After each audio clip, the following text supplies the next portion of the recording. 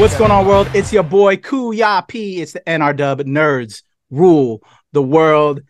Here for another exciting interview, but I'm not gonna lie, it's been a day. It's been a day, traffic, people, craziness, but today is now gonna change because as you see on the screen, I'm doing another dope interview with an amazing. Let me read this real quick because you're gonna love these credits. Goddess Lilith is an award-winning, internationally renowned and bi-coastal dominatrix, luxury mistress and fetish model, kink educator, certified life coach, Reiki master, and author. Her mainstream work can be seen on countless websites, extensive TV and film experience. Check her up on IMDb, y'all. She's graced multiple pages multiple times of Hustler's Taboo, Malevolent, Alt-Star, Dark Side Magazine, XBiz Cam, World, Beckett Online Gamer, ASN Lifestyle, and 420 Zine Skunk magazines. She's a free spirit, y'all. And y'all know I'm about people being their true, authentic selves. As you know, I cover a lot of pop culture shit. I talk to Denzel Washington, William Shatner. I talk to comic characters, comic heroes, or comic creators, all of that. But like, I love people that express themselves creatively, but I want to go into the fringes now, y'all. As of like last year, the past couple of years, going to Exotica, going out to AVN, seeing all these amazing folks. I found people like myself that are even more their true selves. And that's what I hunger for. That's what I want. So I'm so excited and I'm hoping she changes my day. You'll see her up on my screen in just a second. Here she is, Lilith Astaroth, aka Goddess Lilith. Thank you for your time, homie. Thank you for having me. I'm excited. Thank you so much. Yes. Like I said, I think I can help you turn your day around too. I know you will. I know you will. I vibe off of energy. I vibe off of people, of real people, yo. Because we every day deal with fake people and fake intentions, fake everything. So like, I want real people that are doing what they want to do, that are going for what they want. You know, just being real. And yeah, I'm just so tired of it, you know. So thank you for coming with yourself. I want to know about you and your journey, how you kind of chose to follow your paths and all of that. And looking at your bio, like, homie, you went to Harvard, you got this liberal arts degree, you've been killing it. You know, I did my homework a little bit, and I just love that you're a fucking rock star. Let me give you a promo shout out. Next week, as of this recording, when this drops, her band, death metal band, y'all. She's a death metal singer. Sorrowseed will be playing at the Burning Bridge Brewing in San Dimas, California. She's everywhere, y'all. Right. And make sure you follow her loyal fans. Goddess Lilith. Yo, Lilith, thank you. Thank you. Rock star in the house. Thank you. I always appreciate when people do their homework because there's a lot. There's a lot to learn about me. And you know, I always appreciate when somebody takes the time to actually to do so because, you know, without sounding cliche, hopefully, I feel like I'm more than just a pretty face. Let's go. That's the energy I need. That's the energy I need. So how were you always this way? Take me back. Like, you know, back in the day, were you quiet? Were you know, how did Lilith find herself? It's funny you mentioned the quiet thing. Actually, when I was a kid, I was really quiet. Like people would ask me if there was something wrong with me and stuff like that because I was such a quiet kid. I was not that like hyperactive screaming kid, you know, that was just into everything. I just kind of chilled out. I kept to myself. Like I was pretty well behaved. It wasn't until I became a rambunctious teenager that all of that energy started coming out and I just started kind of like rebelling against society. And I formed my first band when I was 15 years old. And I kind of used it as an avenue to express myself and some of my more negative emotions or more kind of like, you know, angst and anger and stuff like that. Because I was sort of, if I hadn't been doing that, I was sort of setting myself up on a path of failure and like possibly spending time in jail and screwing up my whole life. So I decided to start a band and I was singing and playing guitar and I just loved it. You know, we were a garage band. We didn't really go super far or anything. We played like one show ever. That was like the highlight of our little career, but it sort of set me along the path of music and realizing that I really love live performance. Yes. So that's kind of how I sort of started making my way, I guess you could say, in the entertainment field. And a few years after that, I started. Well, before you go there, can you tell me like what got you into it? Do you recall like what friend, what singer or band or like inspired that energy? And like, oh yeah, Yeah, that's the shit. I want to get down with totally. that. How do I do that? So So when I was a kid, my favorite band was Motley Crue. When I was like, 5 or 6, I had an older sister. She was like a child of the '80s, and she introduced me to hair metal and stuff like that. So I learned about Motley Crue, Guns N' Roses, like Poison, all that stuff, and then later got into Metallica when I was about like 10 or 11 or so. And it was actually the band Nirvana that I discovered when I was about 14. Sadly, too late for me to actually ever see Nirvana live, but there was just something in the whole like the whole presentation of the sound itself, and Kurt Cobain's voice was really, really angsty and emotional, and that really spoke to me and Mm, countless others on yeah. this planet. So it was actually the band Nirvana that inspired me to start my own band. I was just kind of like, I want to do this. So I happened to come into contact via the internet, which, like, the internet was kind of early days back then. It was on an AOL chat room, but I met a couple of people in my area that also liked Nirvana and also were open to the idea of starting a band. So we did that, and our first songs that we jammed on were Nirvana songs, Oh, dope. naturally. So covers, we a lot of just covers. yeah we just kind of went from there and started writing a little bit of our own music as well. but Okay. uh but yeah, it was the band Nirvana, and then I also really got into Pantera and Korn. Yes. So yeah, that was my inspo as an early teenager to do the fucking thing, and I've been going ever since, and I love it. There's nothing quite like it for me. Hell yeah. Fully expressing yourself. Just fucking go crazy. I love that. I love that. I'm a hip hop guy, but I also went through those eight, I'm an older guy too. So I've seen Nirvana come through. I've seen all of these bands I'm pop so up. So I check it all out. That's awesome. I Hell love yeah. it.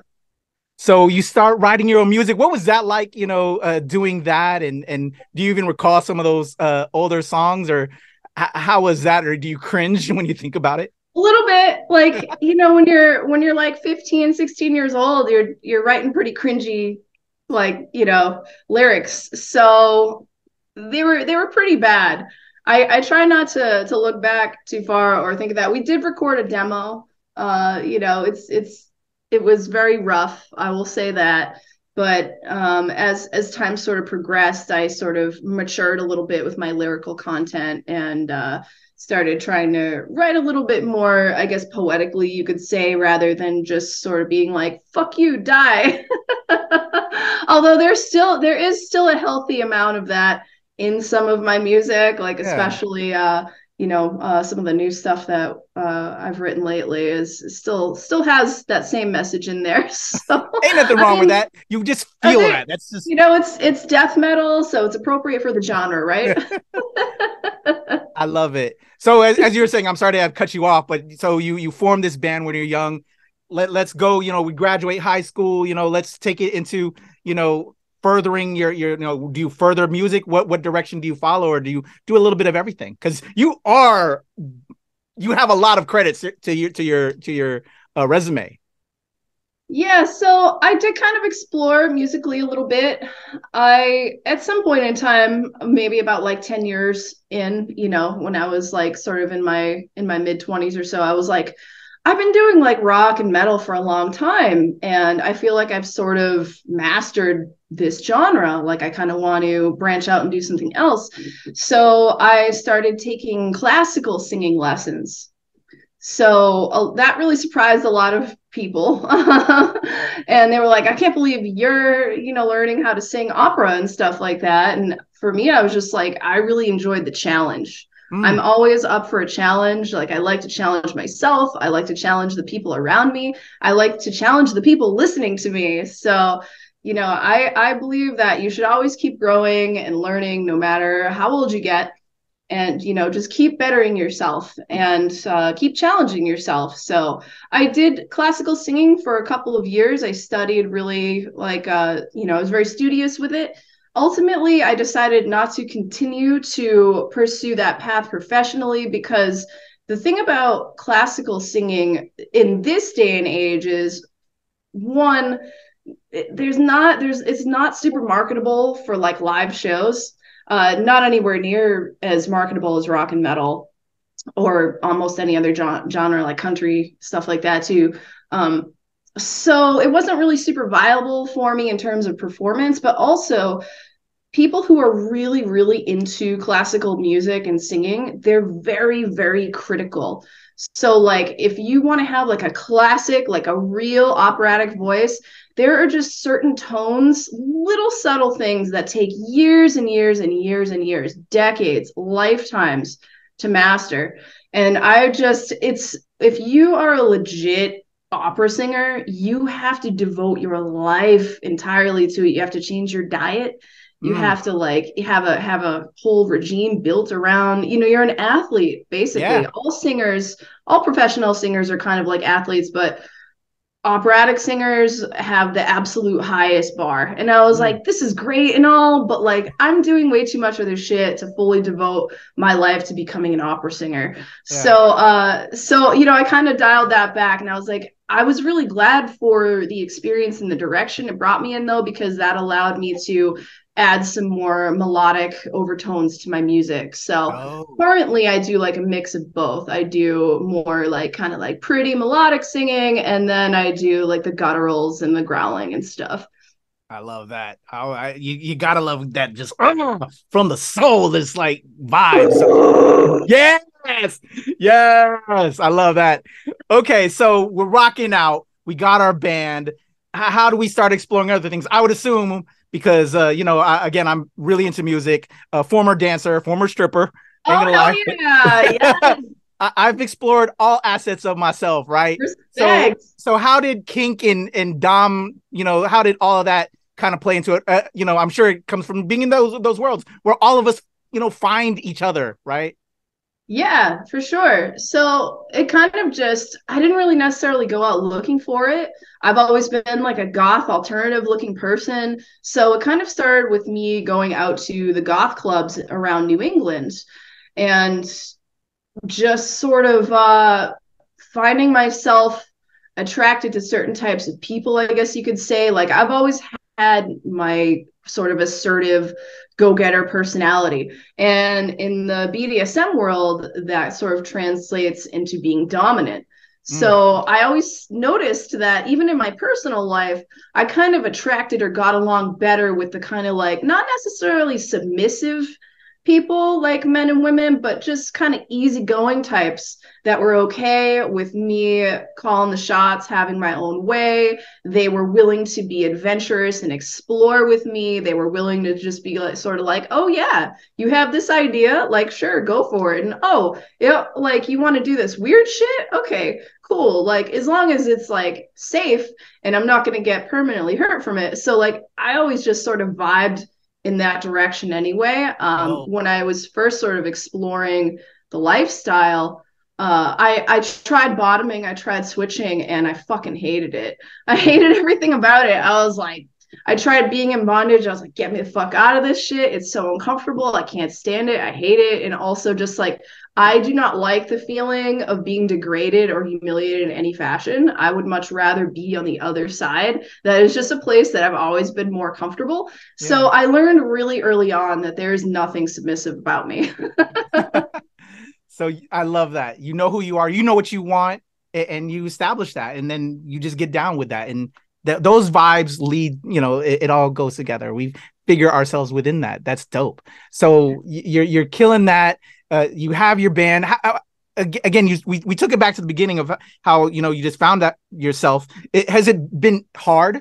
You know, because I also want to touch upon that for, you know, I think you and I have those same go-getter type A personality, right? But like every now and then we hit that, you know, we hit that wall. I love for those of us, you know, that go through that. You know, what do you suggest to people, or just anything that you to people that are checking this out as well? Like, how does Goddess Lilith tackle that wall and overcome that and keep it moving? Yeah, that's a really great and important question, because people always sort of talk to me and they're like, I don't know how you do all this stuff. How do you even keep track of like what you do in your own life? And like, how do you just have infinite energy and so on and so forth? And, you know, but what people don't see is I do have my times where I need to just withdraw for a little bit. There's nothing wrong with that. You got to like rest and recharge. You know, I'm actually an introvert, which a lot of people wouldn't expect either. I love performing. You know, that's my thing. I love being on stage. I love putting on a show. I don't know why, like, I've just always sort of been like this. But when it comes to putting me in a situation where I'm in a party or something like that, and a lot of people are talking to me or at me, my battery starts going really quick. Or like, for example, before I'm getting ready for like a Sorrowseed show or something, you're not going to find me like hanging out at the bar, like drinking and chatting with people. You're not going to see me anywhere, because I'm probably either in the car warming up, like my vocal exercises, or I'm just like hiding in the back room because I need to preserve my energy. Because if I let somebody come and have a 20-minute conversation with me before a set, how am I supposed to give my all to like a 45-minute show, you know, where I have to be like, bring all the energy I can? So it's really important to first know that it's okay. Like, you know, if you need to kind of take a step back, like set your own boundaries for yourself, because nobody's going to do it for you. So you have to set your own boundaries and know yourself enough to be like, hey, this particular situation is going to drain my energy, or this particular situation is going to give me energy. So you got to kind of like balance it out, take care of yourself. And if you need to just disappear for a little while, but tell people you're disappearing. Just being like, hey guys, I need a little break. Put on your vacation message on your email, or just make a post on your social media and be like, hey guys, taking a mental health break. You know, one thing that's been really nice about these last few years, especially with the whole like pandemic and everything going on, is mental health has really come to the forefront. And people are finally acknowledging that mental health is real health too. And it's okay to, you know, to be like, hey, I just don't want to do this. I just don't feel like. You don't have to make up an excuse. You don't have to be like, oh, I have a headache. Oh, my stomach hurts. Or like, hey, I'm taking a few days off because I sprained my ankle. You can take a few days off whenever the hell you want, you know, just for your own like mental sanity. So that would be my advice, is to know your own limits and boundaries. Don't be afraid to take a step back when you need to, and just communicate that you're taking a step back. Let's go. Completely agree with that.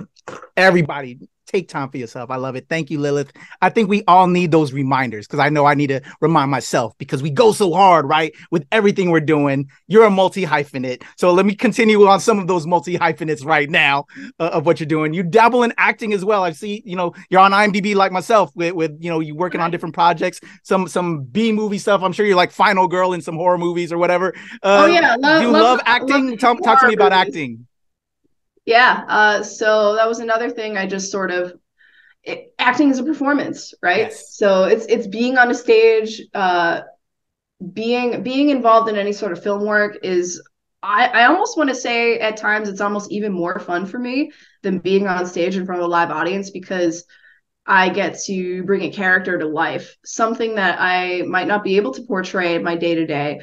And I really get into it. I have a really easy time getting into most types of characters, but especially like badasses. Go figure. So in one of my favorite films that I've been involved in was an indie horror film called Witch Hunters.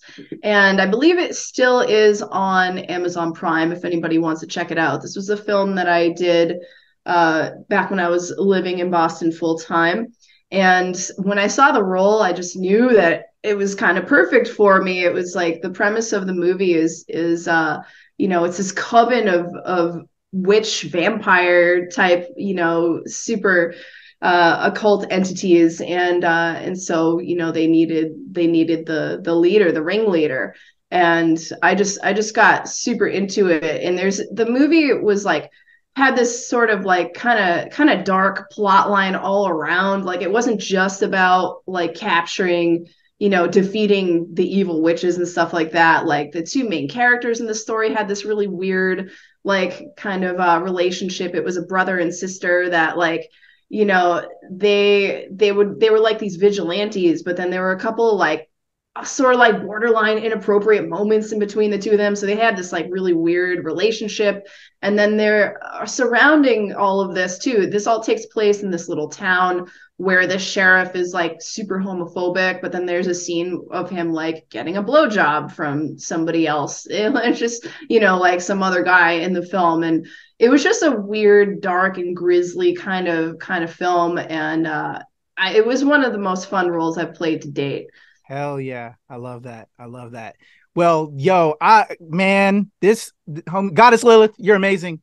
This has been turning around my day, but because I know the homie over here has a lot of things on her plate, I'm going to cut it off, very soon because I want her to be able to get to that. So I just got to have you back, yo, because I think I could talk a lot more. I know you have a lot more projects on the way. So whenever those come through, Goddess Lilith, please come through. Let's talk. I want to promote, give you all your flowers and throw that shine out at you. So before I go, just what other things we can look forward to? Again, I want to remind everybody that is checking this out. Her death metal band, Sorrowseed, is playing next Friday, the 15th, 17th. What day is that?